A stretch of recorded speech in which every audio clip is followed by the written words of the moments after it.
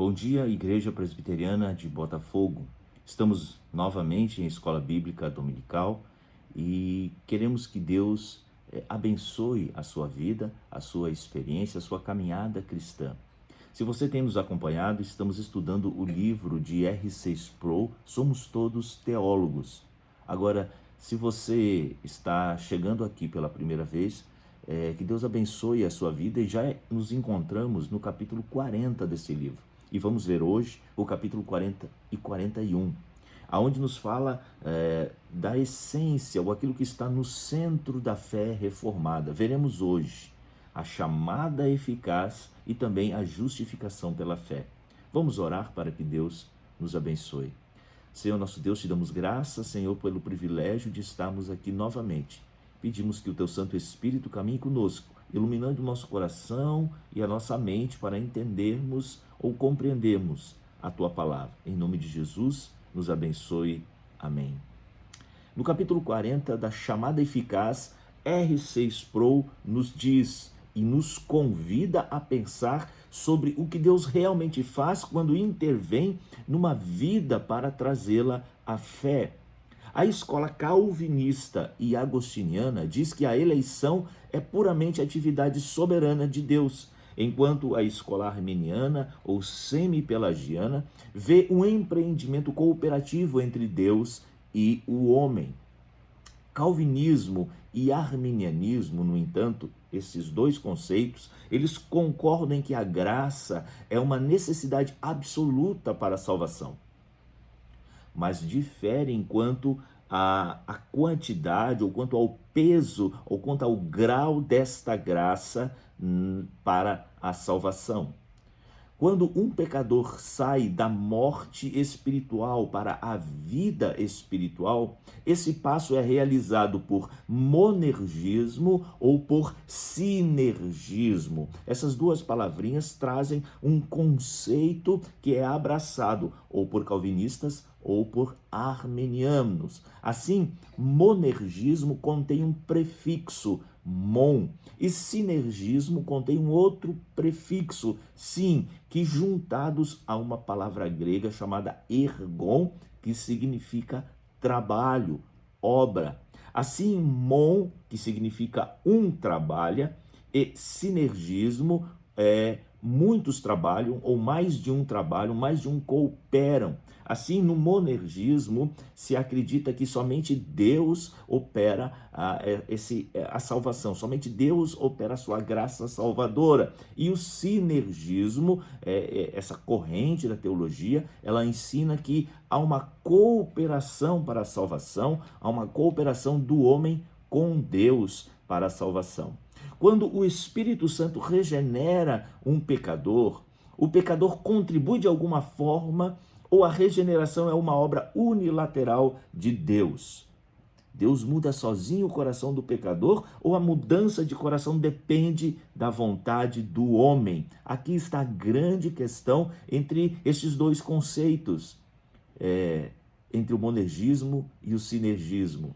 Será que essa operação é exclusiva de Deus, ou será que o homem ele também coopera para essa obra regeneradora? Mas vamos à Bíblia, vamos à palavra de Deus. Efésios será o nosso texto base. Efésios capítulo 2, a partir do versículo 1 até o versículo 3, nos diz assim: Ele vos deu vida, estando vós mortos nos vossos delitos e pecados, nos quais andaste outrora, segundo o curso deste mundo, segundo o príncipe da potestade do ar, do espírito que agora atua nos filhos da desobediência, entre os quais também todos nós andamos outrora, segundo as inclinações da nossa carne, fazendo a vontade da carne e dos pensamentos, e éramos, por natureza, filhos da ira, como também os demais. Eles eram, assim, mortos, espiritualmente mortos. Pessoas mortas não têm como cooperar.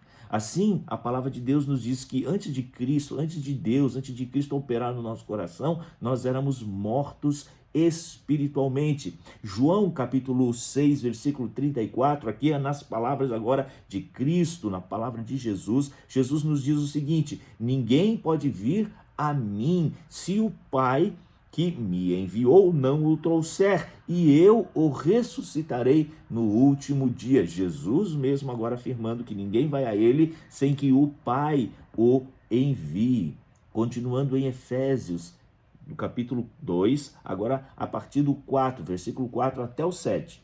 Mas Deus, sendo rico em misericórdia, por causa do grande amor com que nos amou, e estando nós mortos em nossos delitos, ele nos deu vida juntamente com Cristo. Pela graça sois salvos, e juntamente com ele nos ressuscitou e nos fez assentar nos lugares celestiais em Cristo Jesus, para mostrar nos séculos vindouros a suprema riqueza da sua graça e bondade para conosco em Cristo Jesus.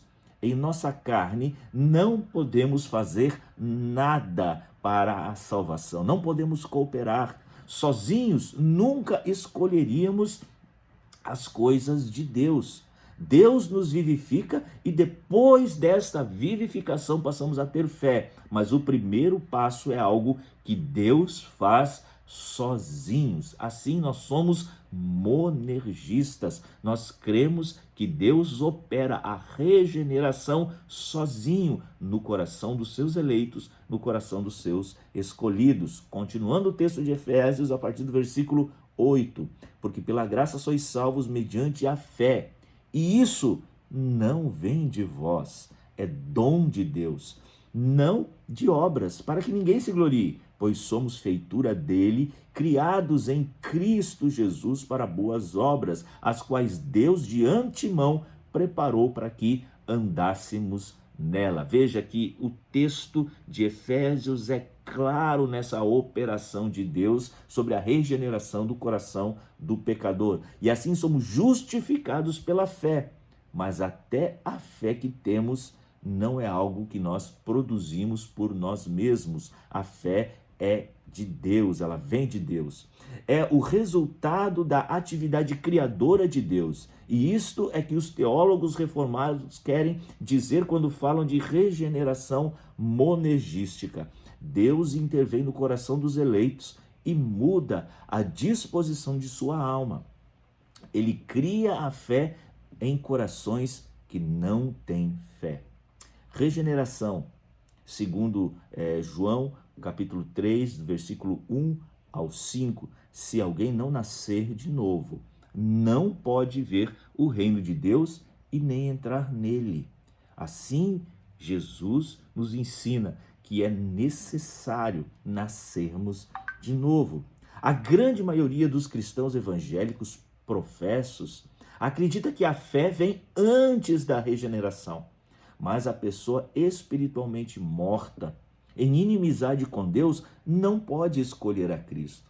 Assim, é necessário que Deus primeiro toque no seu coração, regenere, traga vida a este coração, para então que o coração possa crer, para que o coração possa ter fé para chegar-se a Cristo. Também não podemos mudar o coração dos outros por meio da evangelização. Isso é algo que nós precisamos ter consciência em nós. Não é a evangelização nossa, não é nós que operamos no coração do pecador. Nós proclamamos a Cristo, nós somos testemunhas de Cristo. Nós devemos evangelizar, devemos dar testemunho do Senhor, mas quem opera no coração do pecador é o Espírito Santo de Deus, dando a ele a possibilidade de crer. Podemos apresentar o Evangelho, podemos argumentar em favor do Evangelho e tentar sermos convincentes, mas somente Deus pode mudar o coração de alguém. Devemos dizer que a regeneração precede, assim, a fé. Isto é a essência da teologia reformada. O Espírito Santo muda a disposição da alma antes de uma pessoa vir a ter fé.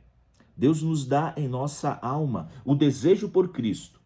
É uma distorção da opinião bíblica dizer que o homem natural está tentando desesperadamente achar a Deus. Isso não é bíblico.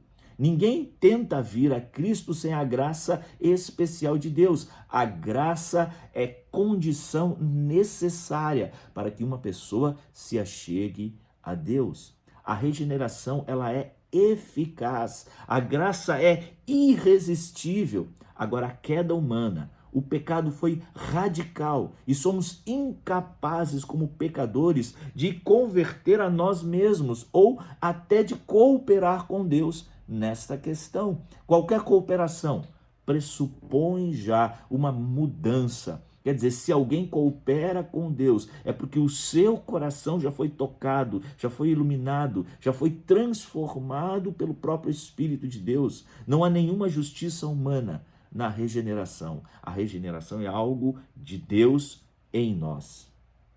Mas os teólogos também, olhando para o texto de Paulo, chamam de corrente de ouro aquilo que Paulo deixou registrado em Romanos 8, do versículo 28 ao 30. Vamos a este versículo. Diz assim: sabemos que todas as coisas cooperam para o bem daqueles que amam a Deus, daqueles que são chamados segundo o seu propósito. Portanto, aos que de antemão conheceu, também os predestinou para serem conforme a imagem de seu Filho, a fim de que ele seja o primogênito entre muitos irmãos. E os que predestinou, a este também chamou, e aos que chamou, a este também justificou, e aos que justificou, a este também glorificou. Então, nestes versículos bíblicos, nestes 2 versículos, tem aquilo que os teólogos chamam de corrente de ouro. O texto fala de chamada interna, a chamada operativa, a obra do Espírito Santo que muda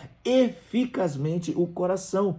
A chamada eficaz do Espírito de Deus faz acontecer em nosso coração o que Deus propôs fazer desde a fundação do mundo.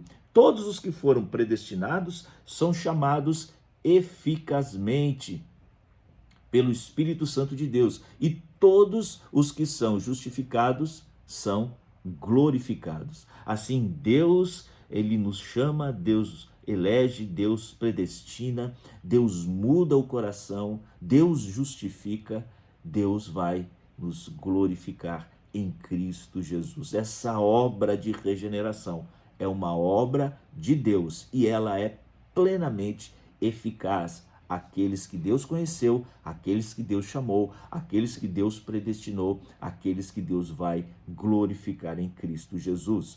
No capítulo 41, nós vemos uma outra questão que é o cerne também da teologia reformada, da teologia calvinista, a justificação somente pela fé. Martim Lutero afirmava que a doutrina da justificação somente pela fé é o artigo do qual dependem a prosperidade ou a ruína da igreja. E Calvino, um teólogo um pouco mais à frente, concordava com ele.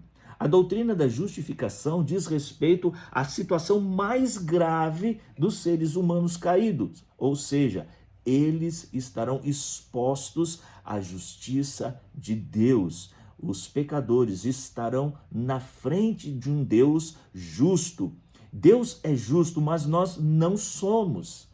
Veja Salmos de número 130, versículo 3, o salmista afirma o seguinte: se observares, Senhor, iniquidades, quem, Senhor, subsistirá? Assim, na mente do salmista era claro de que os pecadores, eles não têm condições de estar diante de um Deus plenamente justo. E assim, aqueles que se chegam a Deus serão consumidos pela sua justiça.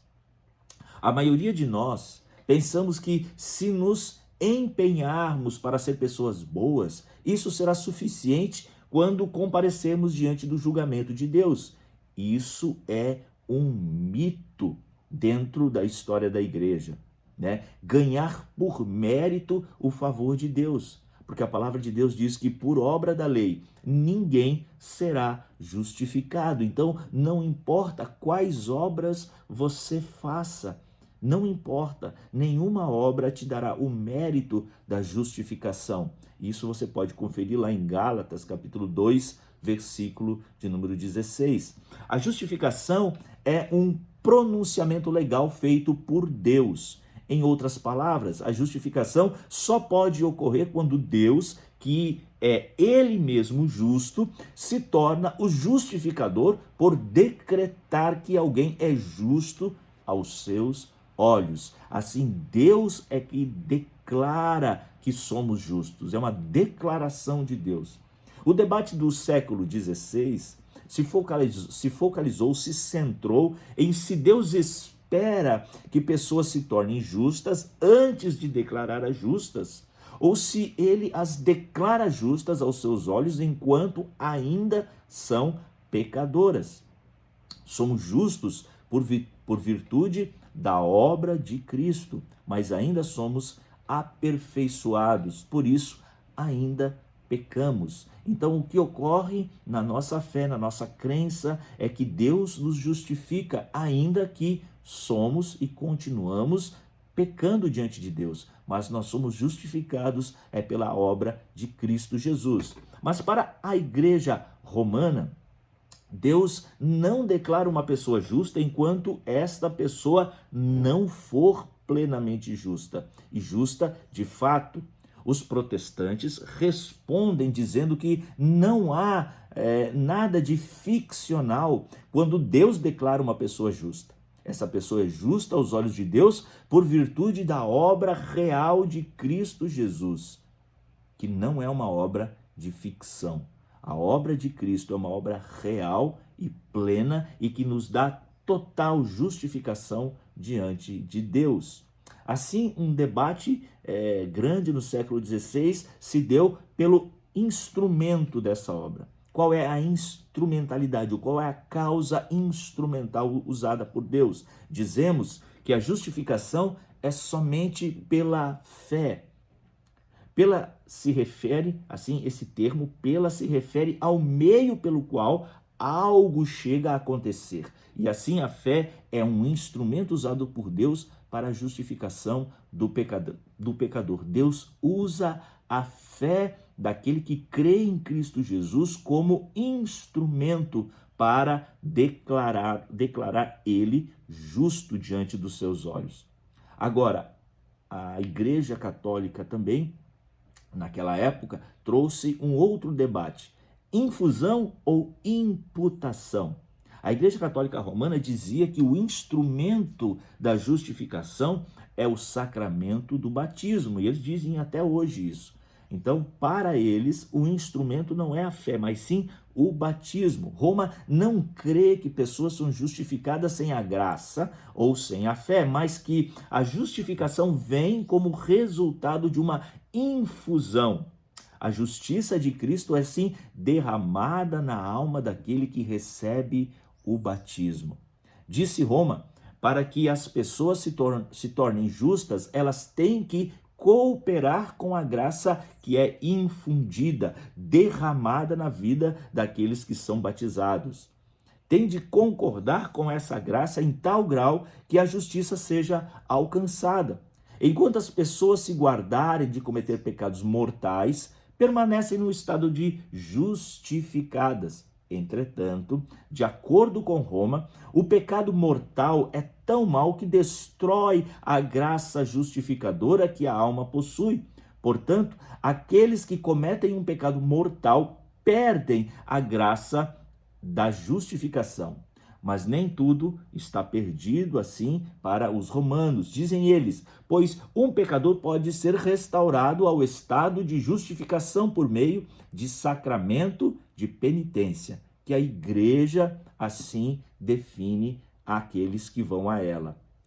Em oposição a este ponto de vista, os reformadores protestantes argumentaram que a única causa instrumental para a justificação é a fé. Então, ao contrário do que a igreja romana apregoa, de que o instrumento é o batismo e a penitência, os protestantes dizem que o instrumento usado por Deus é somente a fé. Logo que a pessoa abraça a Cristo pela fé, o mérito de Cristo é transferido para elas. Enquanto Roma sustenta a justificação por infusão, por derramamento, sobre o pecador, os protestantes sustentam a justificação por imputação. Deus declara, é uma declaração de Deus de que a pessoa que crê em Cristo é justificada.